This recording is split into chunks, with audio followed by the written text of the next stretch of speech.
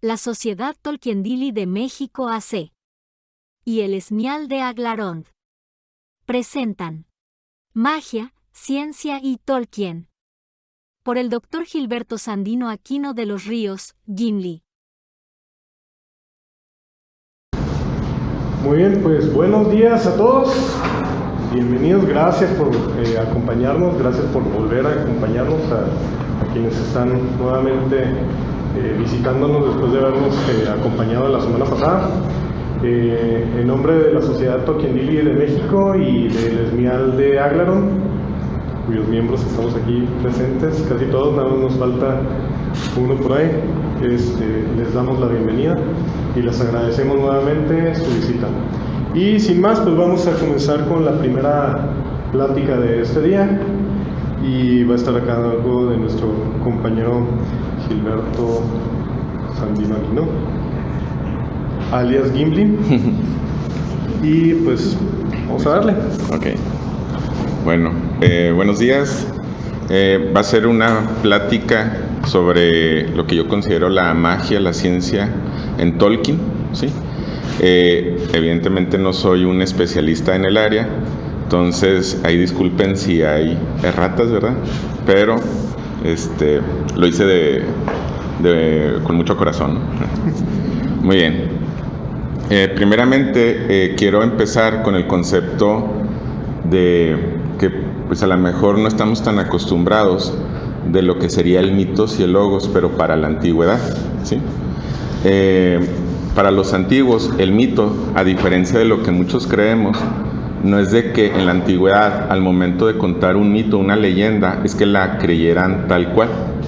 Eso más bien es una forma que nosotros lo vemos, pero que realmente es incorrecta. Ellos entendían perfectamente que cuando se contaba una leyenda, un mito, en sí el hecho físico real no importaba tanto, sino más bien el significado o el aprendizaje que daba esa leyenda, ¿ok?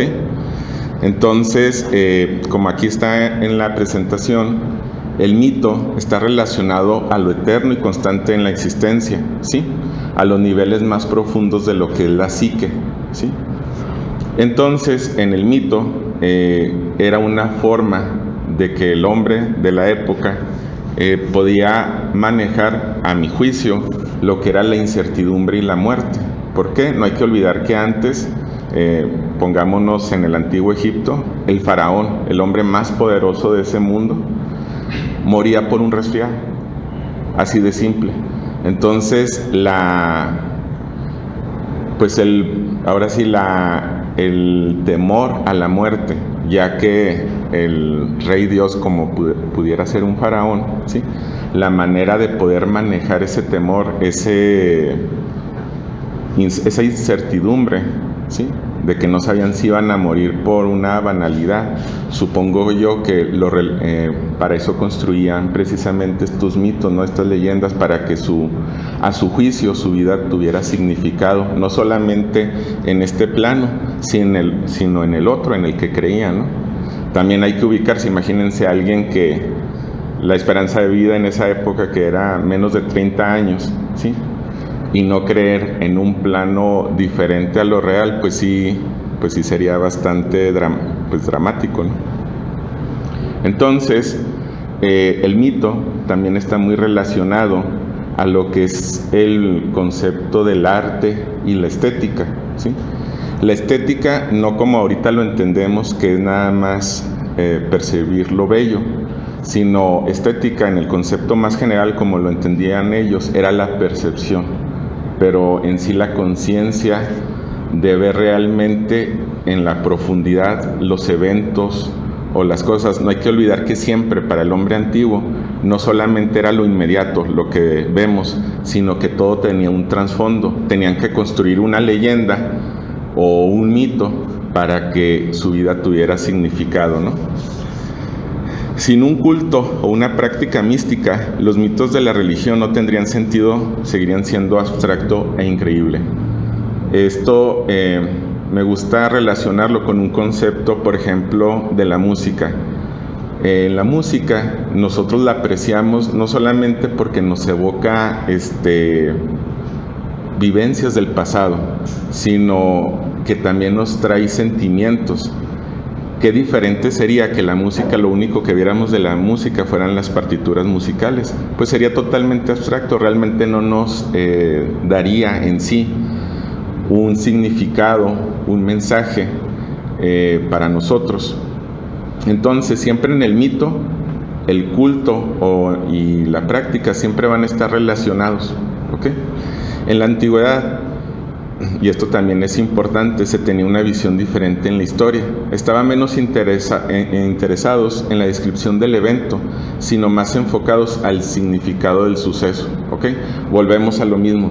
No era tanto si sucedió exactamente de una determinada manera, sino el significado que traía ese evento, porque para ellos en sí la vida era como una espiral, que era como estar volviendo en un constante, pues no círculo exactamente, pero sí estar volviendo a vivir ciertas experiencias, ¿ok?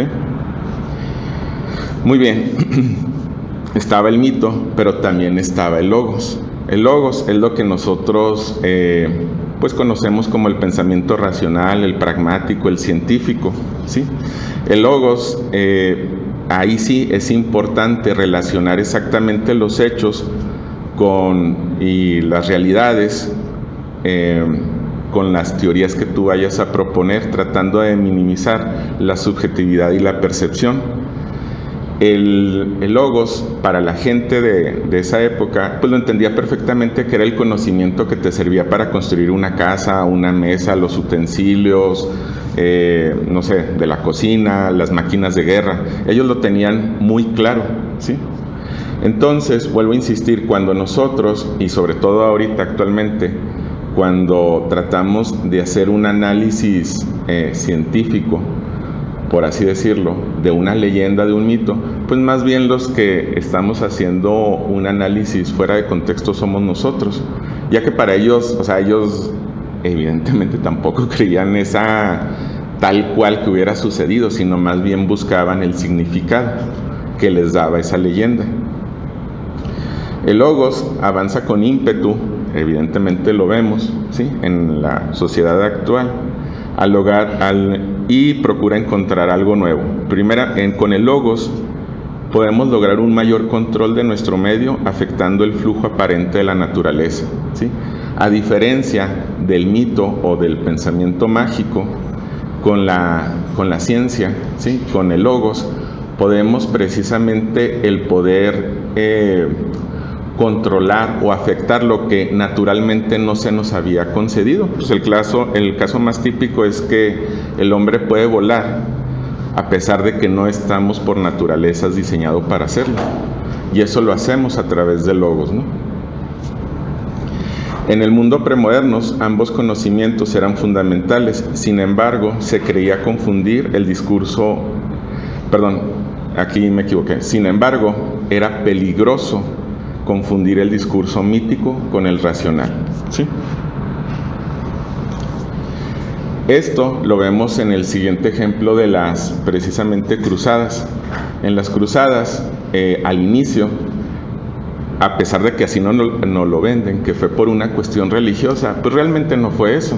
Fue porque el Papa Urbano II dijo de una manera muy pragmática: ¿cómo hago para que estos se dejen de matar entre sí y expandir mi imperio, ¿no?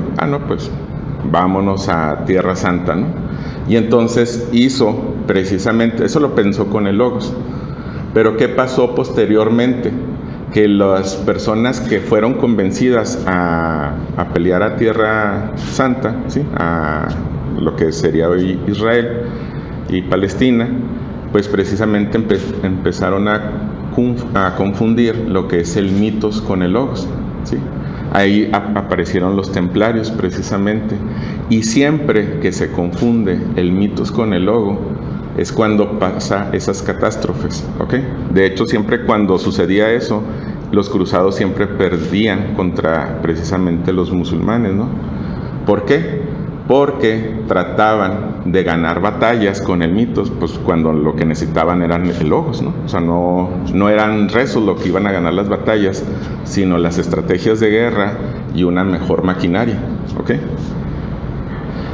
Claro que el logos también tiene sus limitaciones. Los argumentos racionales, y eso creo que a todos nos queda claro, no pueden dar sentido a la tragedia.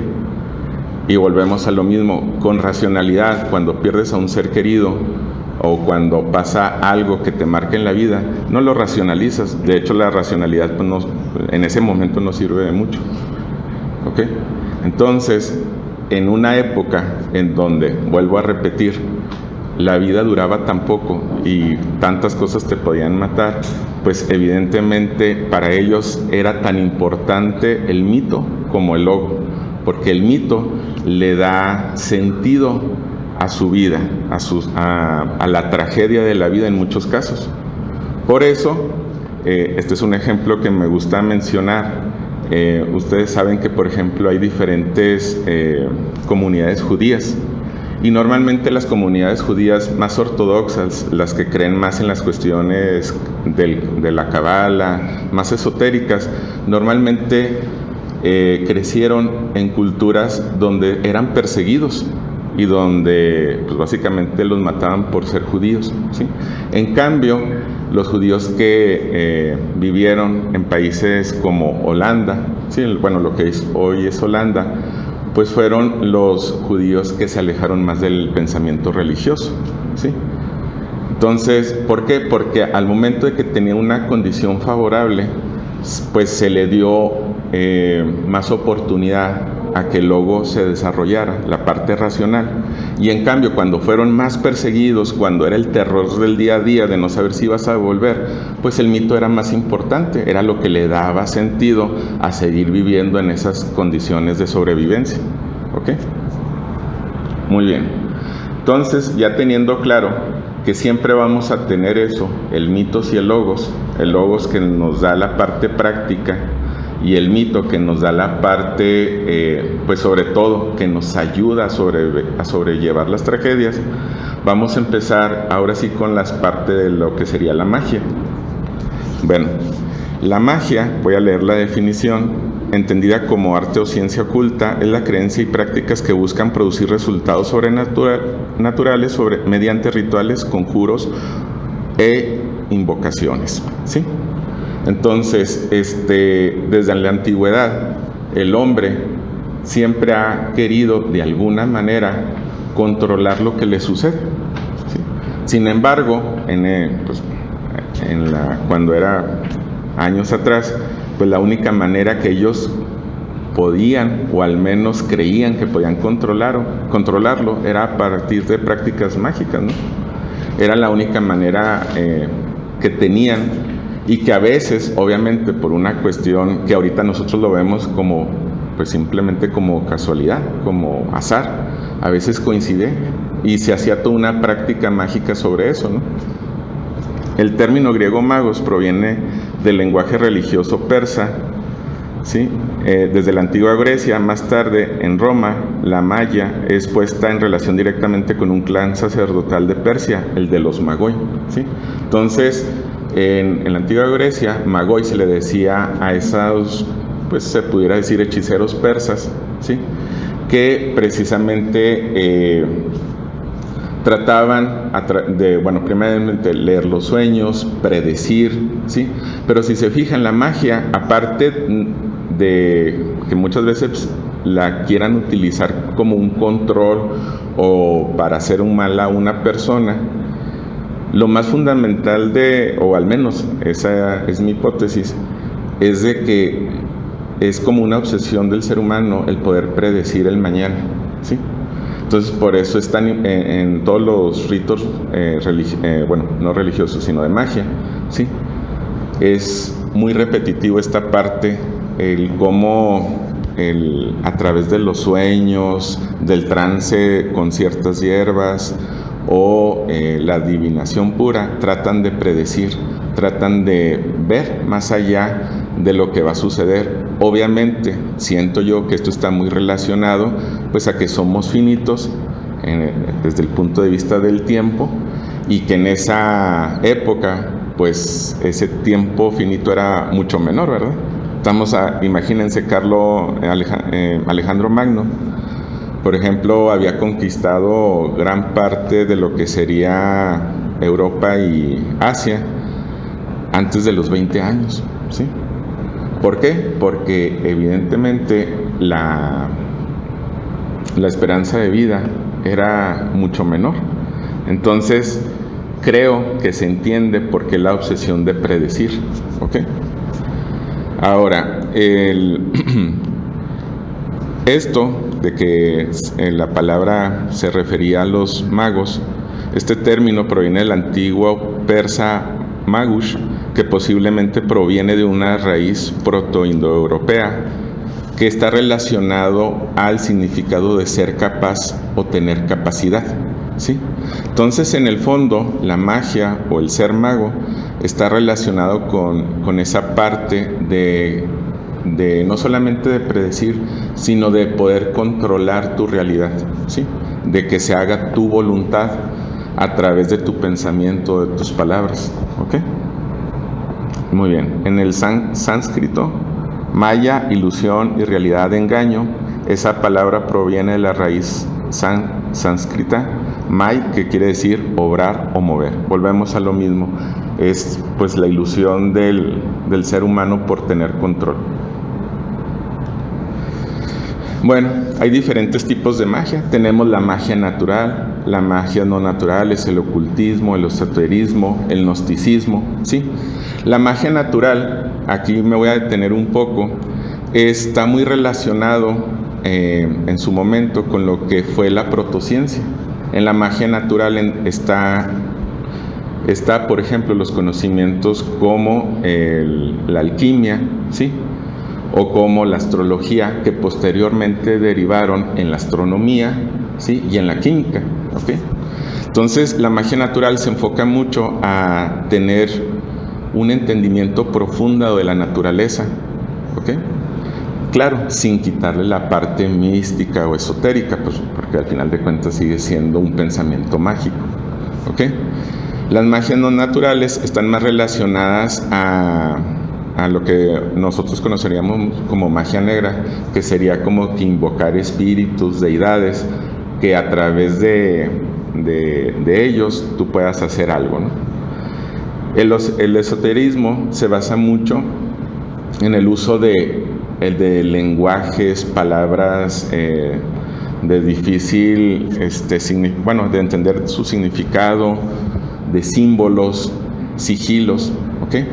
Esto está muy relacionado a lo que es el esoterismo. Ahorita hay muchos videos sobre eso, por ejemplo la Cábala, que pues es básicamente lo que sería para los judíos la Torá, que es su libro sagrado, nada más que la Torá, y esto se me hace interesante porque aquí lo empiezo a enlazar con las similitudes que tiene con la ciencia.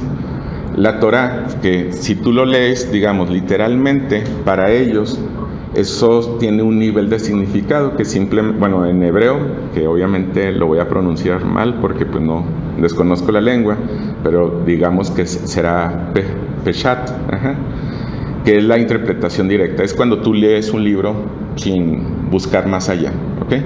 Luego está el remés, o el significado alegórico, cuando tratas precisamente de darle un significado que es un poco más allá del simple texto, o lo que nosotros decimos leer entre líneas.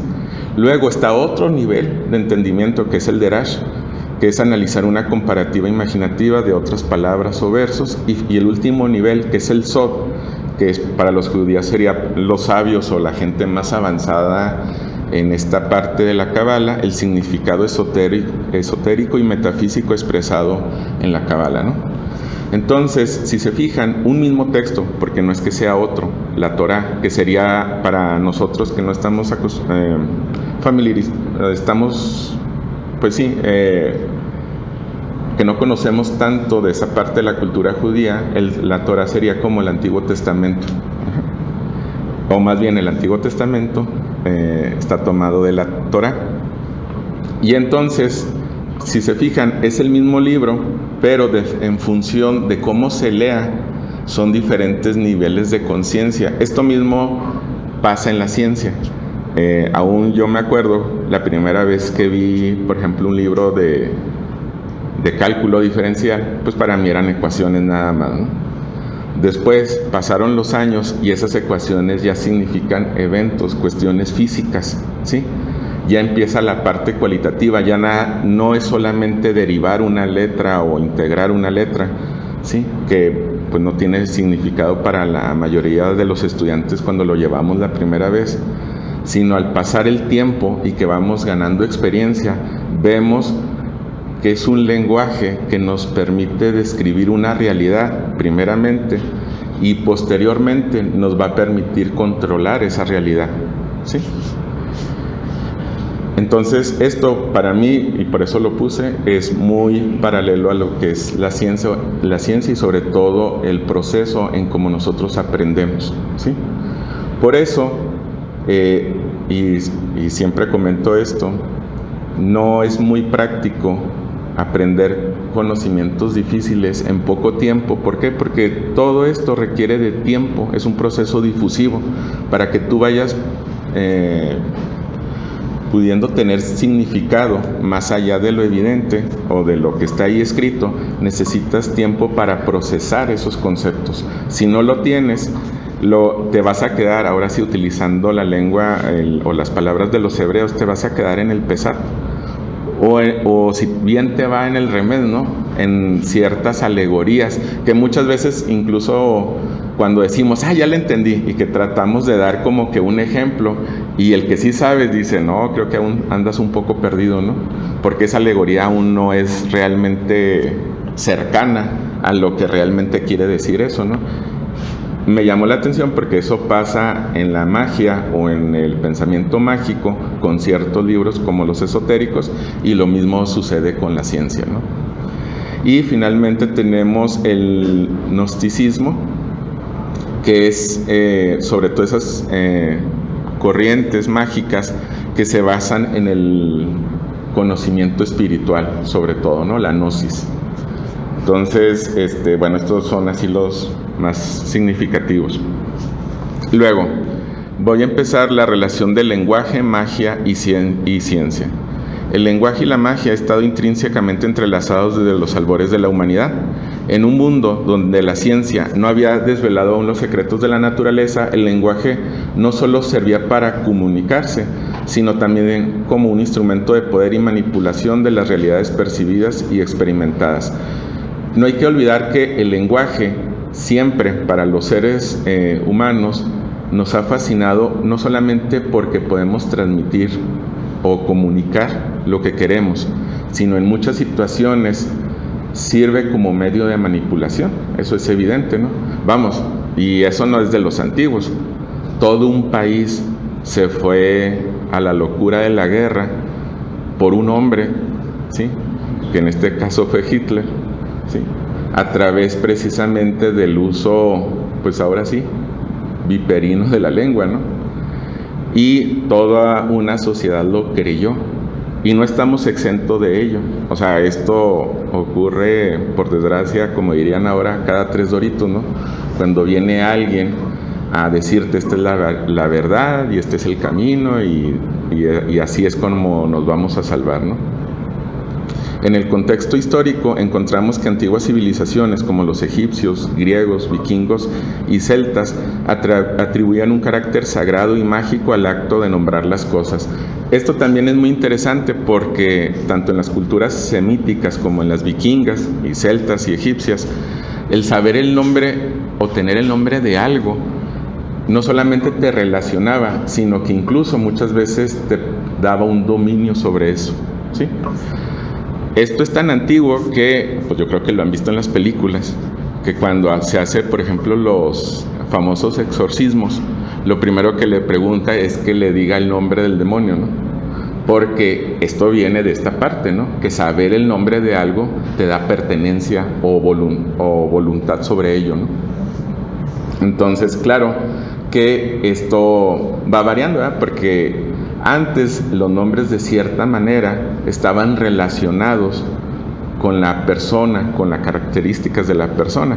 Ahorita no, por ejemplo, pues Gilberto, que es mi primer nombre, pues no es que me caracterice como tal, pero en la antigüedad el nombre sí estaba muy relacionado a lo que se creía que iba a ser esa persona. Incluso hay culturas que cambian su nombre ya de grandes para que esté más cercano a lo que son sus características esenciales, pues, ¿sí? En nuestra cultura realmente pues ya eso no tiene tanta importancia, ¿no? Ahora, aquí lo vuelvo a relacionar con la ciencia. El lenguaje en la ciencia también crea realidades. ¿En qué sentido? Nosotros, para poder entender un fenómeno natural, necesitamos también de crear un lenguaje, ¿ok? ¿A qué me refiero como lenguaje? Pues precisamente en el caso de las ciencias exactas, las matemáticas necesarias para poder comprender la naturaleza. Por ejemplo, todos conocemos a Einstein. Einstein primero hizo la teoría especial de la relatividad y posteriormente la teoría general de la relatividad. Para hacerla especial, lo único que necesitaba pues era el cálculo diferencial integrativo, el de toda la vida, ¿no? Era lo único que necesitaba. Pero posteriormente, cuando vio que tenía que hacer una generalización de esa teoría especial, ¿sí?, que es la teoría general de la relatividad, visualizó que las matemáticas que él conocía no eran suficientes. Necesitaban de unas matemáticas más avanzadas, que era el cálculo tensorial covariante, ¿sí? ¿Para qué? Para poder describir la deformación misma del espacio-tiempo, ¿sí? Él tenía ya los conceptos físicos. De hecho, Einstein por eso es famoso, porque era un excelente físico que a través de experimentos mentales podía llegar a conclusiones profundas. Su talón de Aquiles es que no conocía el lenguaje, ¿sí? Obviamente, cuando eso dicen que era mal matemático, bueno, pues todo es relativo, ¿verdad? O sea, mal matemático contra los matemáticos de Gotinga, ¿no?, que eran los mejores del mundo, no contra nosotros, ¿verdad? O sea, era un mal matemático respecto a esos niveles, ¿verdad? No pues contra el vulgo, ¿verdad? Y precisamente el poder aprender y posteriormente desarrollar ese lenguaje le llevó años, ¿sí? De hecho, hay una anécdota famosa de que Hilbert, si no me falla la memoria, que fue uno de los matemáticos más grandes alemanes de la época, cuando fue a esas pláticas de la teoría de la relatividad general, al momento de escuchar a Einstein, pues él vio como matemático lo que se necesitaba para concluir esa teoría de la relatividad general, y la pudo desarrollar en tan solo meses, ¿verdad? No me acuerdo si fueron 6 o 8 meses, lo que a Einstein le llevó años, ¿sí? Obviamente todo el crédito se le da a Einstein, porque él no solamente desarrolló el lenguaje, sino también supo cuáles eran los principios físicos, el famoso principio de equivalencia, ¿sí?, que da precisamente el origen a toda la teoría de la relatividad general, ¿ok? En este sentido, en el caso de Einstein, en el caso de la física cuántica, no solamente nos sirve para describir, sino de cierta manera para crear realidades, pero no en el sentido místico, sino que si nosotros no tenemos el lenguaje que describe eso, pues ni siquiera lo podemos comprender, ¿ok? Y si no lo podemos comprender, ni siquiera lo podemos llegar en algún momento a controlar, ¿sí? Entonces, aquí vemos precisamente logros derivados de crear ese lenguaje.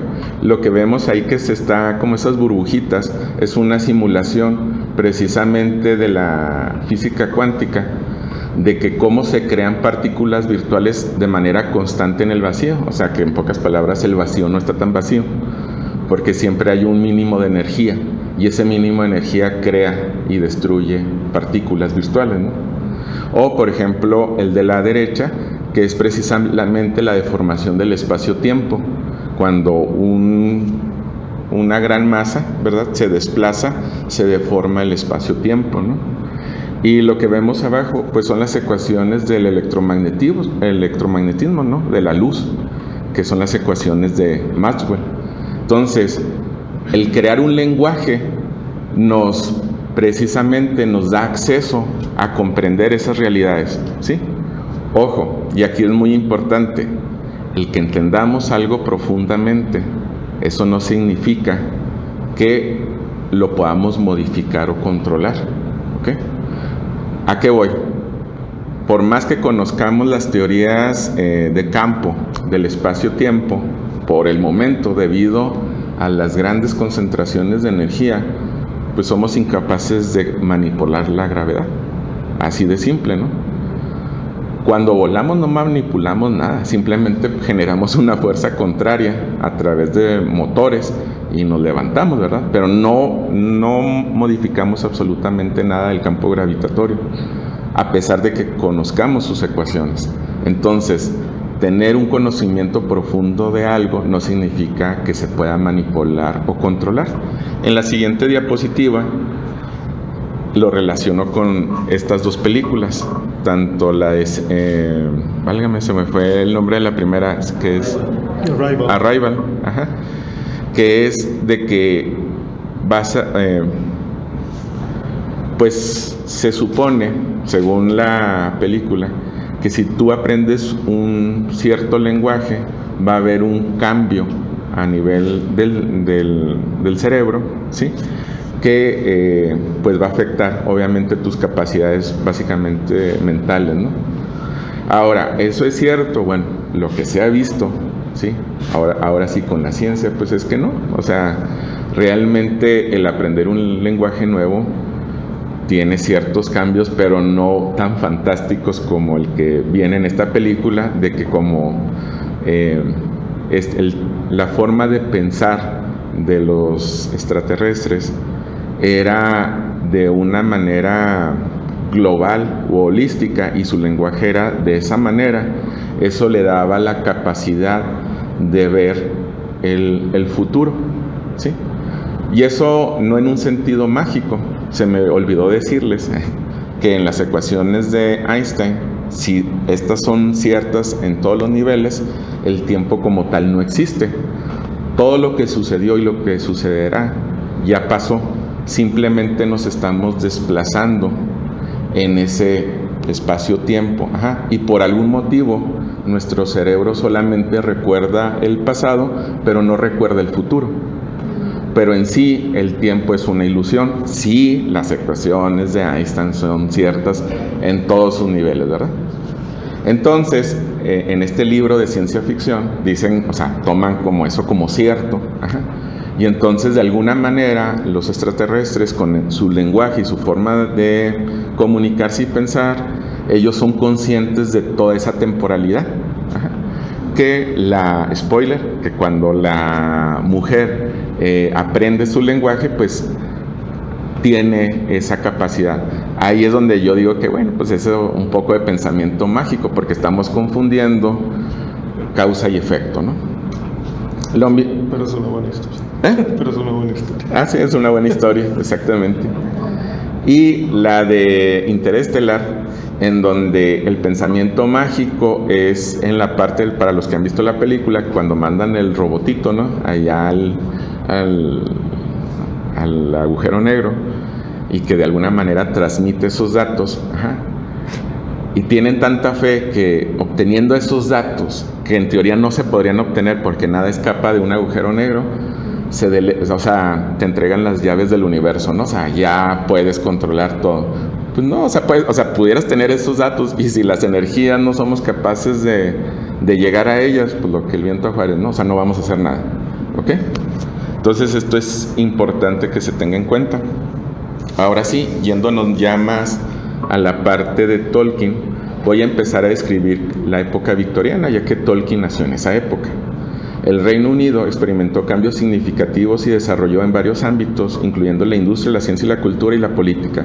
Es conocido como un tiempo de expansión y consolidación del Imperio Británico, así como una época de innovación tecnológica y transformación social, marcada por estrictos códigos morales y de conducta. Y aquí, esta fotografía me gusta porque representa mucho de lo que fue esa época. Faraday era un inglés de clase baja, pero genial, y que a través de sus experimentos empezó a no solamente pues a visualizar, sino a controlar lo que era el magnetismo y la electricidad.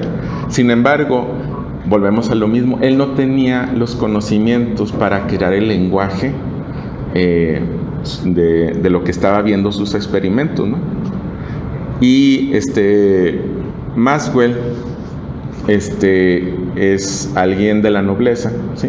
de Inglaterra, y él, viendo los experimentos de Faraday a través de su conocimiento y de su educación, pues obviamente privilegiada, pudo desarrollar las famosas ecuaciones de Maxwell, que generalizaron el electromagnetismo y que esas ecuaciones permitieron lo que ahorita tenemos, ¿no? Pues esta computadora, ese proyector, la luz, todo lo que tenemos tecnológico es gracias a esas ecuaciones de Maxwell, que pues son muy bonitas, pero cuando uno es estudiante sí sufre. Sí. Entonces aquí se ve precisamente, y al punto que voy, que no hay que olvidar que Tolkien no está desligado de su contexto. Nadie podemos estar desligado de nuestro contexto. Tolkien es un hombre blanco inglés, ¿sí? Nacido en la época victoriana y de un estrato social específico. Decir que eso no interfiere es pensamiento mágico. Ajá. Porque pues es obvio que va a interferir, ¿sí? Entonces, ¿a qué voy? Que dependiendo de dónde te haya tocado nacer, o dependiendo cuál sea tu habilidad, siempre le vas a dar preferencia a algo y lo vas a hacer sublime, y al otro lo vas a tratar de minimizar. Para Faraday decía, pues sí, estarán muy bonitas las ecuaciones de Maxwell, pero pues realmente el que tiene el control sobre la materia soy yo, ¿no? Porque yo soy el que hice los experimentos, ¿sí? La materia y la energía. Y Maxwell, como noble, no digo que eso haya pensado, pero ciertamente los de la nobleza no. Lo que hace este plebeyo, tenemos que venir nosotros los nobles para darle significado y hacerlo general y bla bla bla, ¿sí? Entonces siempre va a haber esa lucha de contrarios y unión de contrarios, ¿no? Claro que es una discusión estéril, necesitamos ambos. De nada sirve el lenguaje si no tenemos a alguien que lo lleve a la realidad, ¿sí? Y viceversa, el que haga experimentos pero que no pueda llegar a ese lenguaje tampoco es de mucha utilidad, ¿ok? Dialéctica. ¿Cómo? Dialéctica. Dialéctica, exacto. Bueno, ahora sí, ya empezando con Tolkien.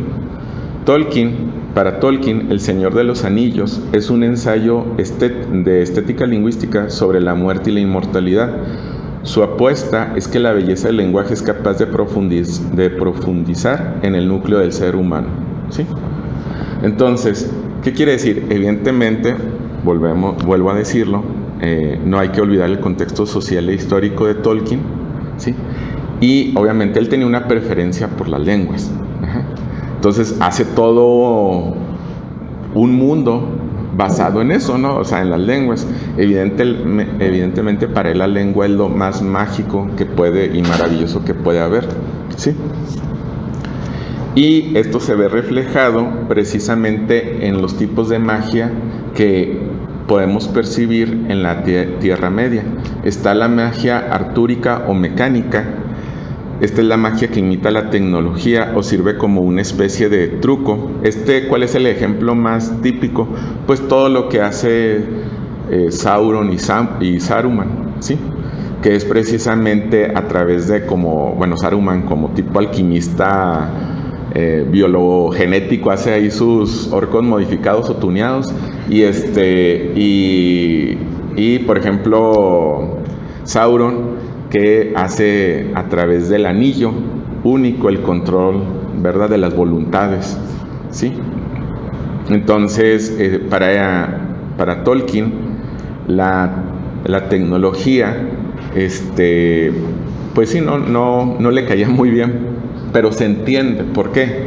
No hay que olvidar que Tolkien nació en la época victoriana y que en esa época victoriana aún se conservaba mucho de las tradiciones pues artúricas de la nobleza. ¿Qué quiere decir? Que los nobles, y lo voy, o sea, no despectivamente, sino tratando de entender esa realidad, los nobles tenían muchos privilegios, pero a costa de que si había guerra, y que en la Edad Media era cada 3 segundos, ellos se iban y probablemente iban a morir. Ajá. Entonces, todos esos privilegios que tenían en vida era porque si había guerra, a ellos les tocaba ir, ¿sí? Obviamente, ahorita nada que ver con la nobleza de ahorita, son los que menos van a la guerra. Pero en 1900 aún se tenía esas tradiciones, tan es así que Oxford, de los 3,000 estudiantes que había y que fueron a la guerra, regresó nada más 1/10 de la población. Y obviamente, ¿quiénes mataron a los compañeros y amigos de Tolkien? Las armas, ¿sí? Las máquinas de guerra, ¿sí? En la Primera Guerra Mundial fue la guerra de las trincheras, de las guerras más horribles, porque si no te mataban las balas, te mataban las enfermedades, las ratas o las armas químicas que se empezaron a utilizar en ese momento. Claro, entiendo que no iba a ser un fan de la tecnología, pues arrasó con lo que conocía como su realidad, ¿ok?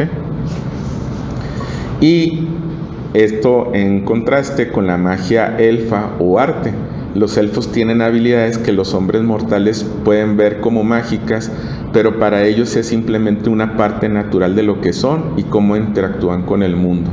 En pocas palabras, para Tolkien, la magia está muy relacionado a la habilidad intrínseca y al arte, ¿sí? Y esto obviamente está muy relacionado a su contexto de clase social y de lo que él había estudiado, que pues era filología, ¿ok? Entonces, y sin embargo, como a Tolkien le gustaba que todo tuviera sentido, que tuviera coherencia, él, y bueno, esta es mi hipótesis, cuando dice a las habilidades intrínsecas, es como el Deus Machina para decir que evidentemente conocer el lenguaje no es suficiente, volvemos a lo mismo. Yo podría, no yo, sino Frodo, cualquiera podía decir las palabras que pudiera decir Galadriel o Gandalf y no iba a suceder nada, porque obviamente el conocer el lenguaje es parte del camino, ¿sí?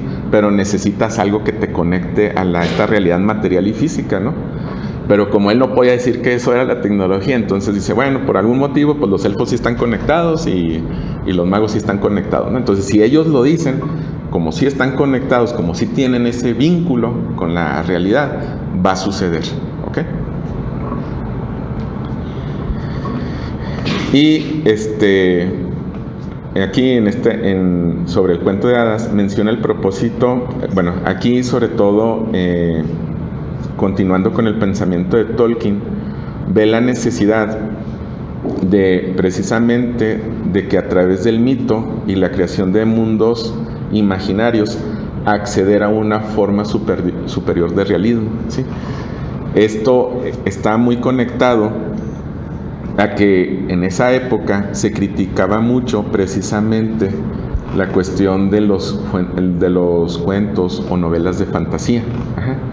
Pero de cierta manera él estaba defendiendo lo que defendían los hombres en la antigüedad. El mito nos sirve para comprender nuestra realidad, ¿sí? De una manera profunda, no para describirla. Para eso tenemos el logos y la ciencia, ¿sí?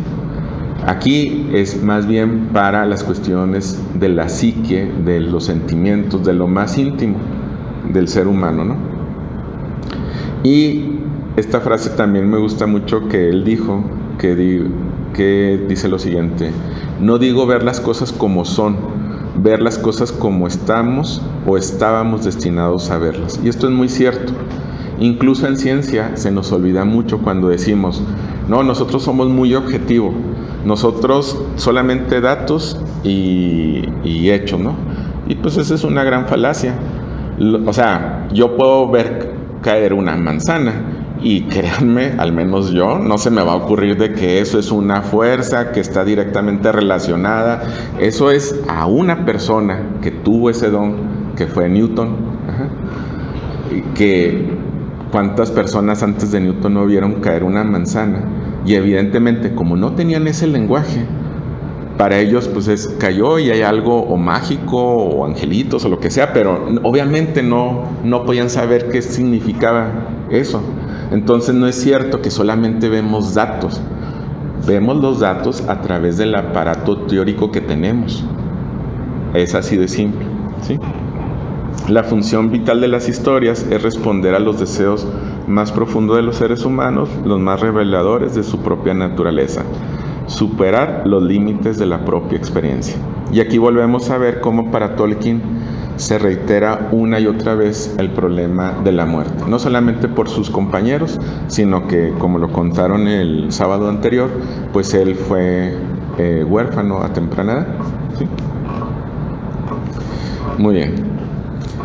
El amor por los mitos no excluye en absoluto un enfoque racional, no disminuye el apetito por la verdad científica ni enturbia nuestra percepción de ella. Por el contrario, el valor de un mundo imaginario depende de la excelencia científica de su creador, de su capacidad para ver las cosas del mundo real tal como son y de trabajar escrupulosamente para dar sus invenciones cohesión y coherencia, ya que la tarea de esos creadores es construir un universo regido por un sistema de leyes naturales. Esto lo comentó Tolkien en el sentido de que no porque hagan un cuento de fantasía quiere decir que van a tener leyes que se va a estar sacando cada 3 segundos de la manga. ¿Por qué? Porque él, a pesar de que le gusta este mundo de fantasía para escapar de esta realidad, él entiende que aún un mundo de fantasía debe tener coherencia. Y para tener coherencia, pues debe tener criterios o leyes, ¿sí? Y dice, la relación de Tolkien con la ciencia no estuvo exenta de contrastes. Sin su ávido interés por la cosmología, la geografía y la geología de nuestro mundo, pues no se hubiera dado lo del, pues en este caso la novela del Señor de los Anillos, pero al mismo tiempo era muy consciente de cómo la ciencia materialista, llámese tecnología, podía alienarse con el poder, no solo con el de una dictadura visible, imponiendo sus valores de forma imperialista. Obviamente, esto es cierto, o sea, la ciencia como concepto abstracto, pues no tiene moral, ¿sí? La moral y la ética se la damos nosotros, que somos los que utilizamos esa ciencia, y creo que quedó muy claro cuando se hizo el proyecto Manhattan, ¿no? Creo que ahí quedó muy claro que lo terrible que puede ser si no tenemos esa parte de moral y ética, ¿verdad? Muy bien. Finalmente, por el tiempo, porque ya va a acabar y para dejar preguntas, la obra de Tolkien, aunque fantástica y mítica, ofrece reflexiones profundas sobre la naturaleza del conocimiento y el entendimiento. La relación entre magia y ciencia en su mundo refleja las transiciones similares que ha experimentado nuestra propia historia. Y aquí creo que es lo que más me gusta de todo lo que estuve viendo en común, mostrando que el anhelo de comprender y moldear el mundo es una constante universal. Yo creo que esa es la característica común de la ciencia, la magia, incluso el arte, cualquier forma de pensamiento del ser humano. Es eso, primeramente comprender para pues posteriormente moldear el mundo, ¿sí? Y precisamente el poder trascender, porque al final de cuentas todos sabemos que tenemos el, para bien o para mal, el don de Ilúvatar, ¿no? Todos vamos a morir. Entonces, como todos vamos a morir, creo que todos buscamos de alguna manera trascender y ser recordados. Y esto es todo de mi parte. Gracias.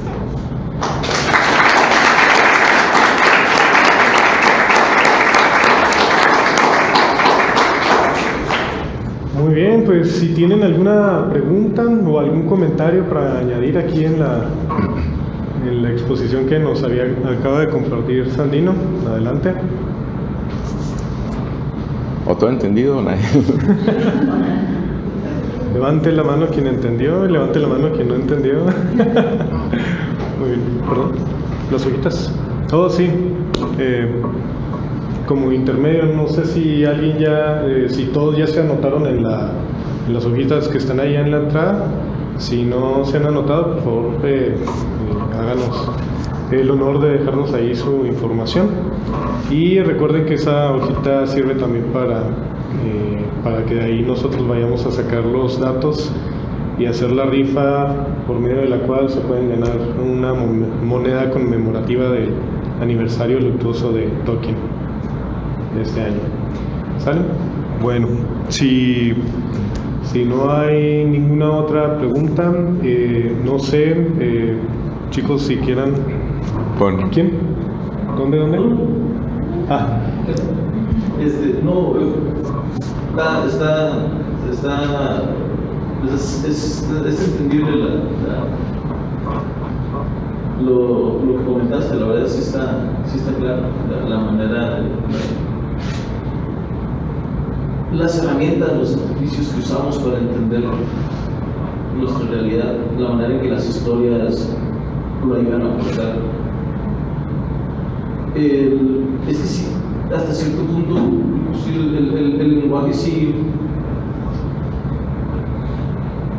ayuda a abrirte a entender cosas que a veces tu propio lenguaje no lo da. A veces tu propio lenguaje no es tan rico, no tiene tanta, no tiene las palabras para describir todo lo que, no necesariamente todo lo que existe, y hay lenguajes que sí, y no necesariamente que lo aprendas, pero si naces en ese lenguaje y ese lenguaje es nativo para ti, sí moldea mucho de tu entendimiento. Ya cuando uno lo trata de aprender, uno entendió, uno lo hace ya cuando ya tiene una comprensión ya establecida del mundo conforme al lenguaje que tú tuviste y está hasta cierto punto limitado. Que tienen de alguna forma la fortuna de nacer en una zona donde su lenguaje tiene la capacidad de expresar más cosas, sí tienen esa capacidad de entender más o de entenderlo de una manera más profunda. Sí, o sea, de hecho, en mi experiencia, bueno, para empezar, yo desde niño tuve problemas con el lenguaje, ¿sí? Y posteriormente, cuando ya superó esos problemas con el lenguaje, y que ya estaba en universidad, a mí me molestaba mucho, sobre todo cuando la gente abusaba del lenguaje en el sentido de lo que se diría que eran sofistas, ¿no? O sea, que básicamente tienen una gran capacidad de comunicación, pero parten de, pues sí, de hipótesis totalmente erróneas o falsas, tienen una buena construcción lógica y a través de ahí tratan de sacar conclusiones, ¿no? Eso me molestaba, entonces por eso yo me fui sin querer, pues, a la otra parte, ¿no? A la parte de las matemáticas, donde el bla bla bla no es tan importante, sino el razonamiento estricto, formal, ¿verdad?, de lo que vayas a decir. Entonces, sin embargo, en la academia, en ese mundo ideal o torre de marfil, pues eso es perfecto, ¿no? Pero luego cuando vas a campo, en mi caso a trabajar a la industria, ¿sí? Pues ves que necesitas esa habilidad de comunicarte y sobre todo de entender. Porque ese es un problema. Están los que no saben comunicar, pero creo que es más los que no saben escuchar. ¿Sí me explico? De hecho, en mi área es muy común que cuando muchas veces se hacen debates con los colegas, tú ves cómo muchas veces incluso están hablando lo mismo, pero simplemente no se están escuchando. Y bueno, a veces es desesperante, ¿no? Y ya lo único que hago es mejor tomar café, pero es precisamente digamos, las bondades del lenguaje, pero también las partes negativas del lenguaje, ¿no? Y sí, efectivamente nos abre a otras realidades, pero pues como todo en la vida sí tenemos que pagar un costo, ¿no? ¿Cuál es el costo? Pues el tiempo, el esfuerzo, hasta que precisamente, como tú dices, si no naciste en ese lenguaje, lo aprendas, ¿no? Y es una manera de descubrir, a mi juicio, y no por quitarle crédito a Tolkien, pero mundos mucho más fantásticos, ¿no? Sí, o sea, para mí, por ejemplo, ver esa simulación de cómo se crean partículas y no en el vacío, pues para mí es mucho más significativo, ¿sí? Porque para bien o para mal es algo que está ocurriendo, nos está ocurriendo, ¿no? Y ver cómo a través de ese lenguaje podemos desentrañar esas como secretos o esa parte esencial de la naturaleza, para mí eso es magia. Sí. Ajá. Y no sé si otro pregunta. Una pregunta, pero a lo mejor es más personal. Me llama la atención, me gustaría saber qué estudiaste, qué te dedicas, porque la influencia de Tolkien vista desde la perspectiva de la ciencia y cómo hablan de la ciencia de manera fantástica. Gracias. Estudié ingeniería electrónica aquí en el Instituto Tecnológico de Chihuahua y la maestría y el doctorado lo hice en CIMAP, en el Centro de Investigación de Materiales Avanzados, y me especialicé sobre todo precisamente en modelado matemático de propiedades mecánicas. Es a lo que me dediqué. Y en la industria me dediqué a hacer modelos de procesos industriales. Ajá. Entonces, por eso digo que para mí el lenguaje de las matemáticas me ha abierto esas realidades, ¿no?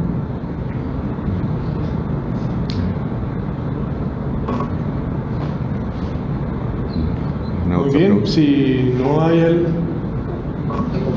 otro, adelante. Lo que te hablabas del poder de las narrativas, de las historias en sí. Sí,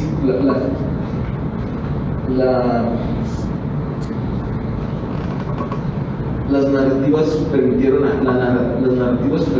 a Hitler en su momento dominar canalizar la frustración de todo su pueblo, de las consecuencias de la Primera Guerra Mundial, el hambre y la crisis en la que habían caído, para llevar a cabo finalmente su idea, su verbo. Esas narrativas hoy en día todavía siguen vigentes por todos lados, siguen moldeando el mundo interno de cada quien. Hay ahorita un montón de narrativas por todos lados, muchas opuestas, muchas irracionales, que crean todavía rivalidades absurdas. Son cosas que todavía están facilitando esos extremos, todavía siguen manipulando y nos siguen confrontando gracias a ese poder de esas narrativas.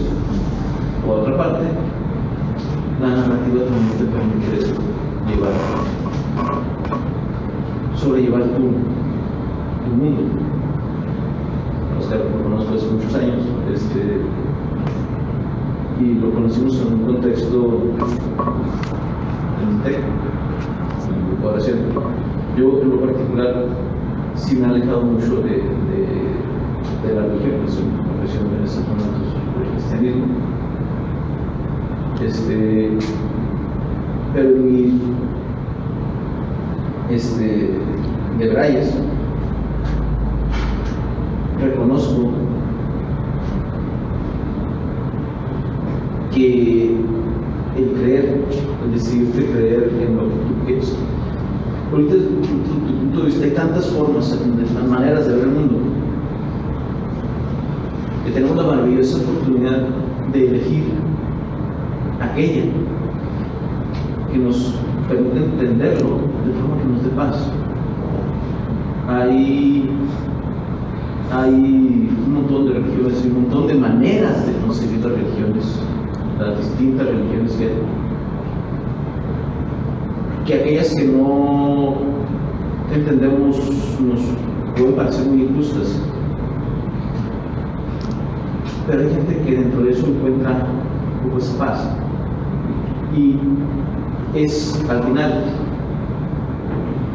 por una cuestión de sabiduría y de conveniencia propia, tener la oportunidad de elegir esa, aunque a lo mejor dentro de tu contexto actual, en otras palabras, tener cualquier credo que te dé paz y te permita continuar en medio del desastre que es el mundo actual, es una decisión sabia, independientemente de todo lo que le puedas criticar a ese credo que tú eliges. Entiendas el cristianismo, entiendas el judaísmo, entiendas incluso las partes ortodoxas de esas distintas ramas. Si es algo que te permite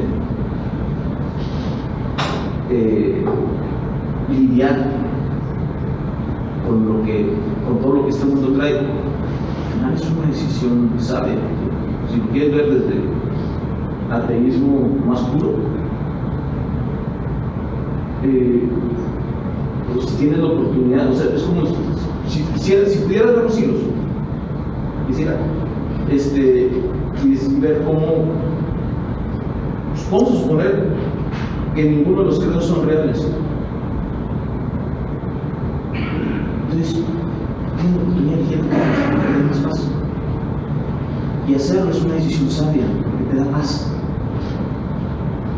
No sé si me explico. Nada más un momento, ahí disculpe que lo voy a interrumpir porque ya es el tiempo de mi compañero. Ok, sí, gracias. Bueno, tiene al último, el comentario tiene que ver también con la parte del lenguaje y lo que estabas diciendo al principio del contexto en el que vas creciendo y cómo vas interpretando todo, ¿no? Todo está englobado, me imagino, el comentario al respecto ahí y cómo eso te va ayudando en lo personal. Sí, de hecho, Tolkien también terminó haciendo cosas similares, ¿no? No era un cristiano protestante, era un católico devoto, y eso le permitió interpretar no nada más el mundo en el que vivía, sino terminar influyendo en su mundo secundario que hizo y darle un cierto significado. Eso pues también lo tratamos ya en la plática que tuvimos la semana pasada, ya lo comentó también Sandino hace un momento, y pues voy a tocar un poquito de eso también aquí. Entonces, pues a no ser de que haya otro comentario, pues sí, voy a pasar a la presentación que ahora me corresponde a mí para tratar de irnos rápido.